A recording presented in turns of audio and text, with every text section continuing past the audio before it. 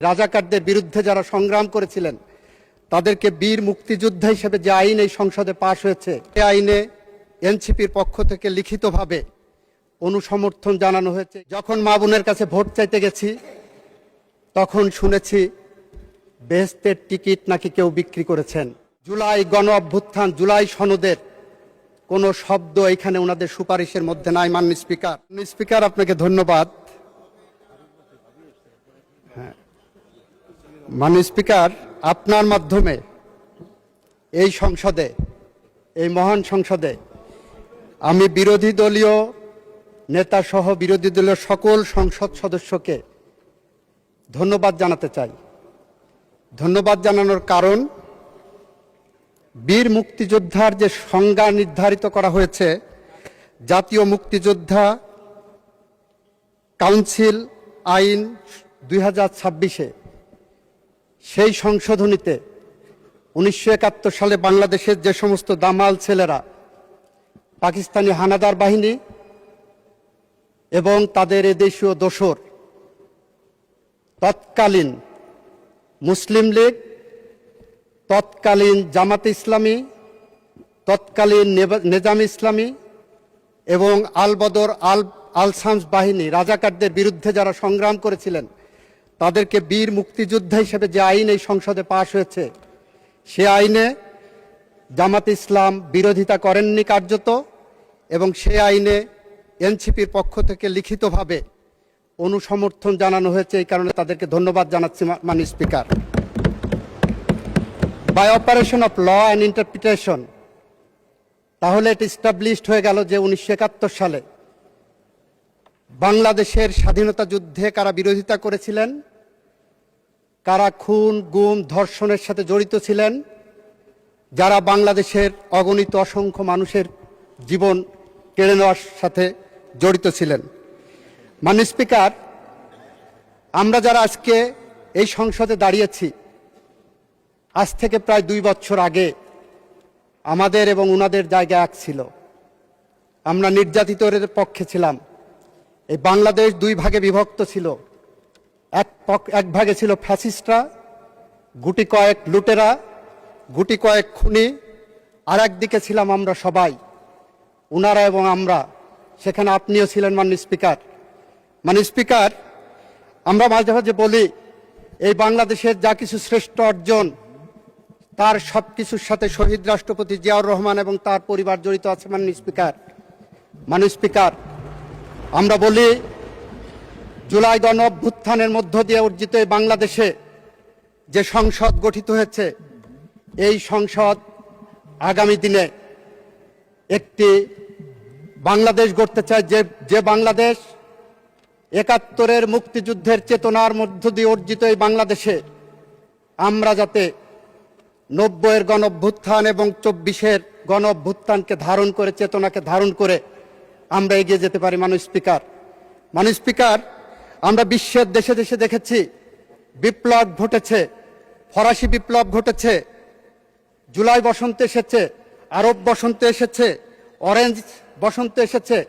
সমস্ত বসন্তের পরেই সে দেশের রাজনৈতিক দলগুলোর মধ্যে একটি সমঝোতা হয়। সেই সমঝোতার ভিত্তি হয় গণ অভ্যুত্থানের চেতনা। কিন্তু আমরা যেটা দেখছি, অত্যন্ত দুঃখের সাথে, পরিতাপের সাথে আমি লক্ষ্য করলাম, গতকাল জাতীয় সংসদে একটি লিফলেট পেলাম। মাননীয় স্পিকার, সেই লিফলেটে ওনারা 11 দলীয় জোটের পক্ষ থেকে একটি লিফলেট দিয়েছেন, বিরোধী দল কেন সংস্কার চায়। সেখানে কয়েকটি পয়েন্ট দিয়েছেন। এই পয়েন্টের মধ্যে কোথাও জুলাই সনদের কথা বলা নাই। মাননীয় স্পিকার, এখানে বলেছেন গণভোটের কথা। ব্যাখ্যা করেছি, জুলাই সনদ থেকে গণভোটকে ডেভিয়েট করা হয়েছে। That is a fraud on the constitution and that is a fraud on the law. এটা আমরা বলেছি। এখানে কোথাও জুলাই জাতীয় সনদ, যেটা 33টি রাজনৈতিক দল স্বাক্ষর করেছিলেন, তার কোথাও নাম চিহ্ন এখানে নাই। মাননীয় স্পিকার, এটা পড়তে যে মনে হলো 33-এ পাশের একটা থিওরি আছে। মাননীয় স্পিকার, এই যে আমরা 33-এ পাশ পরীক্ষা করি না, আমাদের দেশে এক্সামিনেশন সিস্টেমে 33-এ পাশ, এটা পড়তে যে মনে হলো কি আমি 33-এ পাশের স্টেজে আছি। 33-এ পাশ আসলো 1858 সালে। এই উপমহাদেশে যখন ম্যাট্রিকুলেশনের পরীক্ষা শুরু হবে, সেই সময় কতই পাশ হবে নির্ধারণ করতে পারছে না। তখন ব্রিটিশ শাসক ছিলেন, ব্রিটিশদের কাছে পাঠানো হলো যে 33-এ কততে পাশ হবে। তখন ব্রিটেনে পাশের মার্কস ছিল 65 নাম্বার। ব্রিটিশরা মনে করতেন এই উপমহাদেশের মানুষ ব্রিটিশদের থেকে অর্ধেক বুদ্ধি ধারণ করে, তাই ওনারা 32.5 নাম্বারে পাশের মার্কস করলেন মাননীয় স্পিকার। ওখানে ছিল 65, এখানে হলো 32.5। 4 বছর পরে 1862 সালে এটা 33 করা হলো। আমার মনে হচ্ছে ওনারা এমনভাবে লিখেছেন, আমি কি সেই 33 পাশের মতো ওনাদের থেকে এখন অর্ধশিক্ষিত আছি? যেখানে মাননীয় স্পিকার জুলাই গণ অভ্যুত্থান, জুলাই সনদের কোনো শব্দ এখানে ওনাদের সুপারিশের মধ্যে নাই। মাননীয় স্পিকার, এটা অত্যন্ত দুর্ভাগ্যজনক এবং দুঃখজনক। মাননীয় স্পিকার, এখন যদি বলি যে এটা কবে হবে, তাহলে ফিলিস্তিনি জাতীয় কবি মাহমুদ দারুইশের একটি কবিতার কথা মনে পড়ে। ওনারা কবে এটা শুভবুদ্ধির উদয় হবেন? মাহমুদ দারুইশের প্রেমিকা তাকে জিজ্ঞাসা করেছিলেন, মাহমুদ আমাদের দেখা হবে কবে? উনি বলেছিলেন যেদিন যুদ্ধ থামবে। প্রেমিকা জিজ্ঞাসা করলেন, যুদ্ধ কবে থামবে? উনি বললেন যেদিন আমাদের দেখা হবে। মাননীয় স্পিকার, ওনাদের সাথে আজকে আমাদের সম্পর্কের জায়গাটা এরকম চলে গেছে। কবে আমাদের মিল হবে? যেদিন ওনাদের শুভবুদ্ধির উদয় হবে। শুভবুদ্ধির কবে উদয় হবে? যেদিন আমাদের দেখা হবে। মাননীয় স্পিকার, আমার 26 সেকেন্ড সময় আছে, আমি আরো 5 মিনিট সময় চেয়েছি। মাননীয় স্পিকার, জি, আপনাকে 4 মিনিট সময় দেওয়া হবে। 4 মিনিট। মাননীয় স্পিকার, আমরা এমন একটি সময়ের মধ্য দিয়ে পার হচ্ছি, যে সময় এই সংসদে আমাদের কথা বলার কথা ছিল মধ্যপ্রাচ্য যুদ্ধ, যে সময় আমাদের কথা বলার কথা ছিল বাংলাদেশের অর্থনৈতিক। 4 মিনিট বাড়িয়ে দেন প্লিজ। 4 মিনিট। আমাদের অর্থনৈতিক যে মেরুদণ্ড ভেঙে গেছে, সেই মেরুদণ্ডকে কিভাবে সোজা করতে পারি, এ সময়ে কথা বলার কথা ছিল আমাদের জুলাই যোদ্ধাদের স্বপ্ন কিভাবে বাস্তবায়ন করতে পারি। আমাদের কথা বলার কথা ছিল কিভাবে বাংলাদেশের কৃষকের পাশে দাঁড়াতে পারি। আমাদের কথা বলার কথা ছিল কিভাবে বাংলাদেশের ভুখা নাঙা মেহনতি মানুষের পাশে দাঁড়িয়ে বাংলাদেশের আগামী ভবিষ্যৎ আমরা তৈরি করতে পারি। অথচ আমরা কথা বলছি কি নিয়ে? গণভোটের 4টি প্রশ্ন নিয়ে। মাননীয় স্পিকার, গণভোটে 4টি প্রশ্ন ছিল, তার 3.5টি প্রশ্নের ব্যাপারে বিএনপির কোনো আপত্তি কখনো ছিল না। বাকি অর্ধেক যে প্রশ্নটা, সে আধা প্রশ্নটা হলো আধা প্রেম আধা প্রতারণা। আধা প্রেম কিরকম দেখাচ্ছেন? আমরা জুলাই সনদ বাস্তবায়ন করতে চাচ্ছি, এটা জুলাই সনদের অংশ।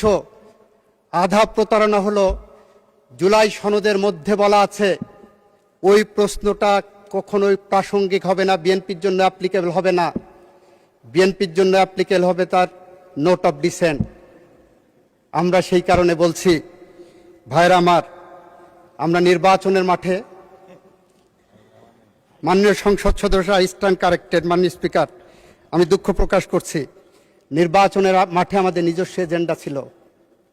নির্বাচনের মাঠে যখন মা বোনের কাছে ভোট চাইতে গেছি, তখন শুনেছি বেহেশতের টিকিট নাকি কেউ বিক্রি করেছেন। মাননীয় স্পিকার, আমি নিজে কানে শুনেছি, আই এম দ্য উইটনেস। দ্বিতীয়ত, আপনাদেরটা শুনো মাননীয় স্পিকার, আপনার মাধ্যমে বলতে চাচ্ছি, যদি ভুয়া হয়ে থাকে, প্লিজ আপনারা কথা বলবেন না। যদি ভুয়া হয়ে থাকে মাননীয় স্পিকার, তাহলে ধন্যবাদ জানাচ্ছি। তাহলে জাতির কাছে যারা বলেছিলেন ধানের শীষা দাঁড়িপাল্লায় আসলে বেহেশতের টিকিট পাওয়া যাবে, তাহলে আজকে তারা স্বীকার করছেন তারা বেহেশতের টিকিটের ধারক নহে। মাননীয় স্পিকার, আমাদের আজকে কথা বলার কথা ছিল ফ্যামিলি কার্ড নিয়ে, কিভাবে আরো বেশি পরিশীলিতভাবে ফ্যামিলি কার্ড 4 কোটি মানুষের কাছে পৌঁছে দেওয়া যায়। ওনাদের উচ্চারণ করার কথা ছিল ফ্যামিলি কার্ডের বিরুদ্ধে কোনো অনিয়ম হচ্ছে কিনা, কোনো দলীয়করণ হচ্ছে কিনা, কোনো দুর্নীতি হচ্ছে কিনা, সে মর্মে কোনো আলোচনা নাই মাননীয় স্পিকার। কৃষক কার্ড নিয়ে, কৃষকের ভাগ্য নিয়ে কোনো আলোচনা নাই মাননীয় স্পিকার। মাননীয় স্পিকার, ইমামদের জন্য ভাতা চালু করা হয়েছে, আমাদের মাননীয় প্রধানমন্ত্রী করেছেন, সেই মর্মে কোনো আলোচনা নাই মাননীয় স্পিকার, ধন্যবাদ নাই। আমি ধন্যবাদ জানাতে চাই মাননীয় বিরোধী দলের মাধ্যমে ওনাদের সংসদ সদস্যদেরকে। এই সংসদ মাঝে মাঝে নির্জীব হয়ে গিয়েছিল, মাঝে মাঝে অনাহুত কারণে, উইদাউট এনি রিজনেবল গ্রাউন্ড ওনারা বয়কট করেছেন, উত্তেজনা সৃষ্টি করেছেন। এখনো যেমন উত্তেজনা সৃষ্টি করলেন, এতটুকু যদি না থাকে, প্রেমের কি স্বাদ বলো যদি কাটা না থাকে। আমরা সেই কারণে মাননীয় স্পিকার বলছি, আসেন বাংলাদেশকে গড়ি, আসেন শহীদ রাষ্ট্রপতি জিয়াউর রহমানের আদর্শে গড়া যে বাংলাদেশ। আপনাদেরকে ধন্যবাদ জানাই, অনেকে শহীদ রাষ্ট্রপতি জিয়াউর রহমানের আদর্শের কথা বলেছেন, খালেদা জিয়ার কথা বলেছেন। আসেন সেই স্বপ্নের সিঁড়ি বেয়ে হেঁটে চলি। যদি আমরা ব্যর্থ হই, তাহলে কবি হেলাল হাফিজের ভাষায় আমরা উত্তর পুরুষের ভীরু কাপুরুষের উপমা হয়ে থাকব। নিশ্চয়ই আপনারা সেটা চান না, আমরা তো চাই না। আসেন সেই পথ ধরে হাঁটি।